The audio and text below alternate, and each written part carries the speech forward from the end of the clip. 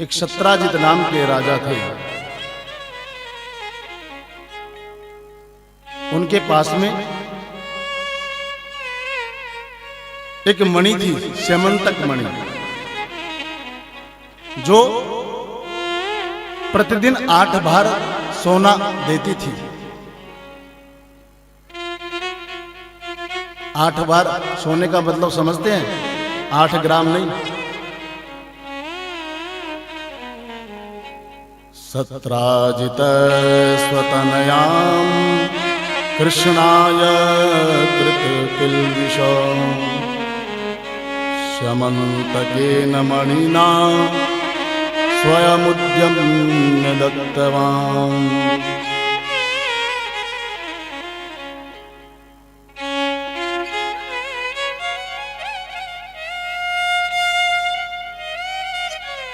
आठ भार सोना प्रदान करती थी।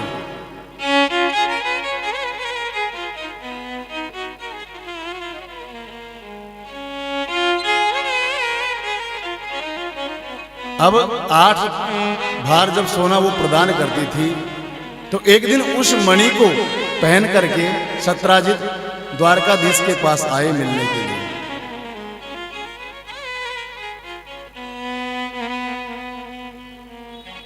मणि में बहुत चमक थी, चारों ओर प्रकाश हो रहा था उस मणि से। यदुवंशियों ने देखा कि भैया ये तो बहुत कीमती मणि है। तो सत्राजित से कहा, भैया आपके क्या काम आएगी ये मणि? हमारे कन्हैया को दे दो, प्रजा के पालन पोषण में इससे जो सोना निकलेगा उससे प्रजा का पालन पोषण करेंगे। लेकिन सत्राजित ने मना कर दिया। बोलो मेरी मणि में कुछ भी करूं, मैं ये मणि तुम्हें नहीं दे सकता। यदुवंशी ने कहा, कोई बात नहीं भैया, आपकी मणि है, आपकी मर्जी हो वैसा करो। उठ करके अपने नगर को आ गए।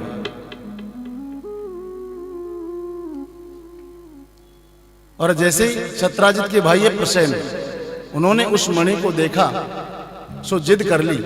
बोले भैया ये मणि तो हमें दे दो खेलने के लिए। सत्राजित ने वो मणि अपने भाई प्रसेन को दे दी। प्रसेन ने क्या किया, उस मणि को गले में धारण करके जंगल की ओर चला गया शिकार खेलने के लिए, क्योंकि राजा था ना, राजा का छोटा भाई था।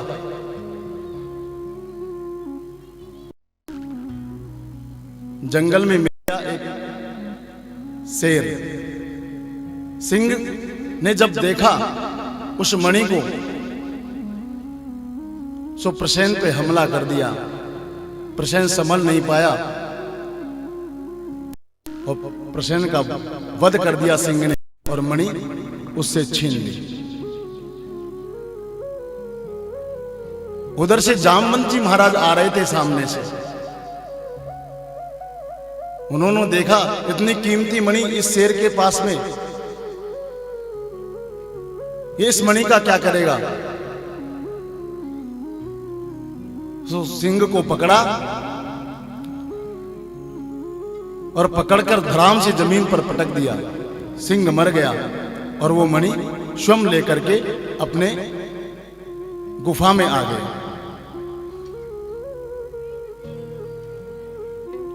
अपनी गुफा में जब उस मणि को लेकर आ गए, तो जामवंती ने देखा कि इतनी सुंदर मणि है, पिताजी ये तो मुझे दीजिए। तो सो अपनी कन्या को दे दिया और जामवती उससे खेलने लगे। लेकिन जब सत्राजित को समाचार पहुंचा कि प्रसेन मारा गया, सत्राजित को बड़ा दुख हुआ और सत्राजित मन में शंका करने लगा। सोचने लगा कि परसों मैं कृष्ण के यहां गया था राजसभा में, तो यदुवंशियों ने कहा था कि ये मणि हमें दे दो।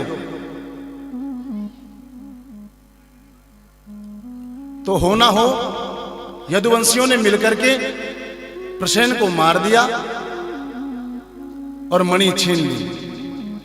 लेकिन बिना कन्हैया की आज्ञा के यह कार्य हो नहीं सकता।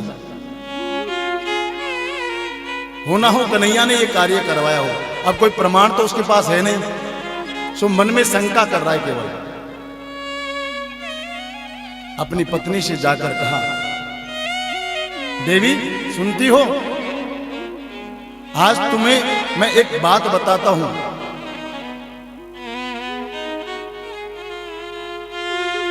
लेकिन मुझे वचन दो कि तुम ये बात किसी से नहीं कहोगी।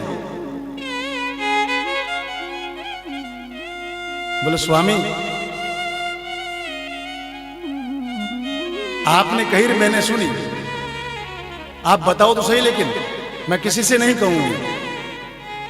बोले मुझे तो ऐसा लगता है प्रसेन मारा गया, हालांकि मेरे पास में कोई ठोस सबूत नहीं है, लेकिन मुझे तो लगता है कन्हैया ने प्रसेन को मरवा दिया और वो जो कीमती मणि थी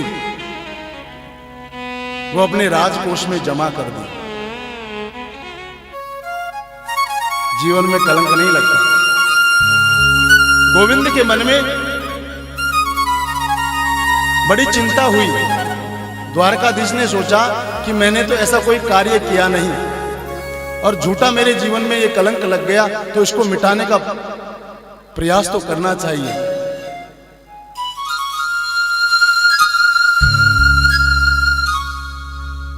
गोविंद दो चार अपने मंत्रियों को लेकर मेरे द्वारकाधीश जंगल की ओर चले। अब क्या देखते हैं, प्रसेन जिस घोड़े पर बैठकर गया था उस घोड़े के पैरों के निशान के पीछे पीछे मेरे द्वारकाधीश जा रहे हैं। और जहां घोड़े के पैरों के निशान खत्म होते हैं, वहां से एक शेर के पैरों के निशान शुरू होते हैं। द्वारकाधीश थोड़े आगे और बढ़े, देखा कि प्रसेन तो यहां भरा हुआ है, तो इसका मतलब प्रसेन से भी किसी ने इस मणि को छीन लिया। अपराधी ये नहीं, अपराधी तो और कोई है। तो शेर के पैरों के निशान को देखते देखते आगे बढ़े, तो जहां शेर मरा हुआ पड़ा था वहां से भालू के पैरों के निशान थे। द्वारकाधीश ने सोचा शेर भी अपराधी नहीं है और आगे बढ़ना चाहिए।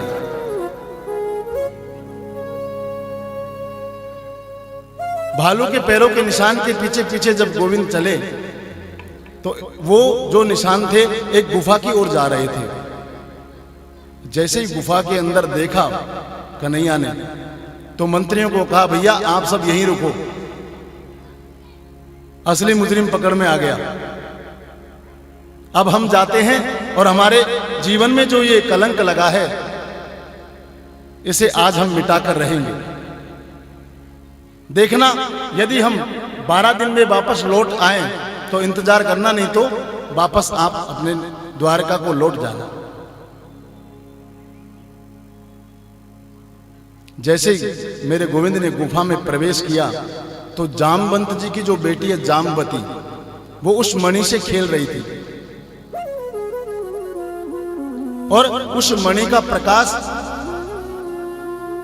इतना दैदीप्यमान हो रहा था कि पूरी गुफा प्रकाशमान हो रही थी। गोविंद ने जैसे ही मणि को देखा सो बोला, इस मणि को तो हमें दे दो। इस मणि की वजह से तो हमारे जीवन में बहुत बड़ा कलंक लगा है। जिसकी मणि है उसको जाकर लौटा देंगे तो हमारे जीवन का कलंक मिट जाएगा। इतने में जामवंत जी आ गए और जामवंत जी ने आकर के मेरे कन्हैया के एक जोर का घूंसा मारा।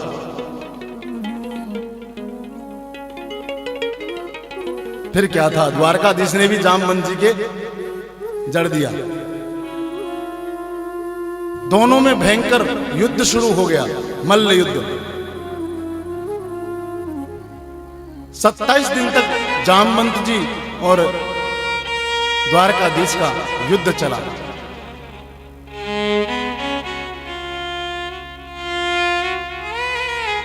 जब लड़ते लड़ते हार गए जामवंत जी, मेरे गोविंद ने जामवंत जी को जमीन पर पटक दिया, छाती पर बैठ गए और मुंह पर एक के बाद एक प्रहार करते जा रहे हैं।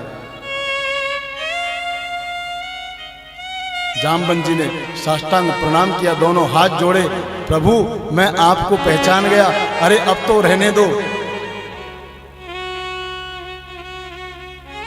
खूब स्वागत कर रहे हो आप हमारा 27 दिन से,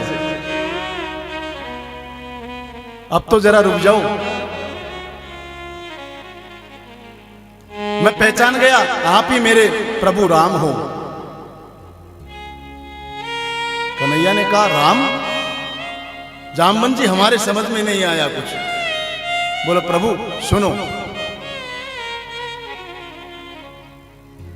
जब लंका पर विजय प्राप्त करके मेरे प्रभु श्री राम वापस अयोध्या लौटे तो सभी बानर भालू जो थे मेरे राम के साथ अयोध्या में वापस आए। और राम जी ने कहा था उस समय कि तुम्हारे कारण ही तो मैं आज लंका को जीत कर आया हूं, अगर तुम नहीं होते तो शायद मैं लंका भी नहीं पहुंच पाता।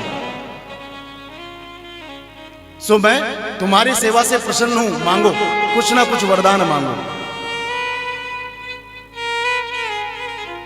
सबने कुछ ना कुछ मांगा, लेकिन जामवंत जी चुपचाप खड़े रहे हाथ जोड़कर। जामवंत जी की तरफ प्रभु राम ने देखा, जामवंत जी आप कैसे खड़े हैं चुपचाप, आप भी तो कुछ मांगो। बोलो प्रभु क्या मांगू, मेरी कोई मांगने की इच्छा नहीं है, फिर भी अगर आप कहते हैं तो जब राम का और रावण का युद्ध हो रहा था लंका में, सो मैंने कई राक्षसों को मारा, लेकिन मुझे ये संतोष नहीं मिला, क्योंकि मेरे बराबर बलशाली कोई वहां पर योद्धा दिखाई नहीं मुझे कि जिससे दो दो हाथ कर सकूं। तो मेरी तो एक ही कामना है कि एक बार प्रभु आप मेरे साथ युद्ध करें, बस मैं भी तो देखूं मेरे स्वामी में कितना बल है।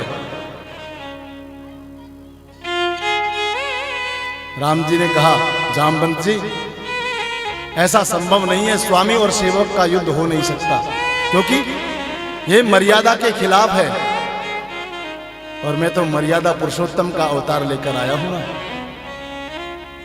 इसलिए ये इच्छा तुम्हारी मैं द्वापर में पूरी करूंगा। और मेरे राम के अलावा मुझे कोई परास्त नहीं कर सकता युद्ध में, इसलिए मैं पहचान गया प्रभु आप मेरे राम हैं। द्वारकाधीश ने कहा जामवंत जी हम तो इस गुफा में इसलिए आए हैं कि शत्राजित नाम का जो राजा है उसके पास में ये मणि थी, और ये यहां कैसे पहुंची वो भी हमें नहीं मालूम, लेकिन इस मणि के कारण मेरे जीवन में कलंक लग गया। वो ये सोच रहा है कि इस मणि को मैंने चुरा लिया है, सो ये मणि मुझे वापस लौटा दो।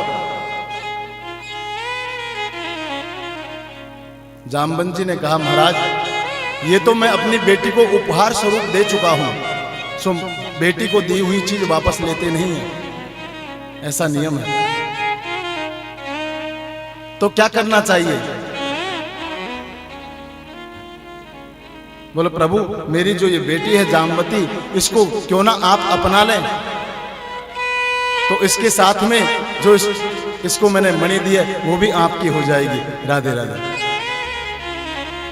मेरे प्रभु ने दूसरा विवाह जामवती जी के साथ में किया।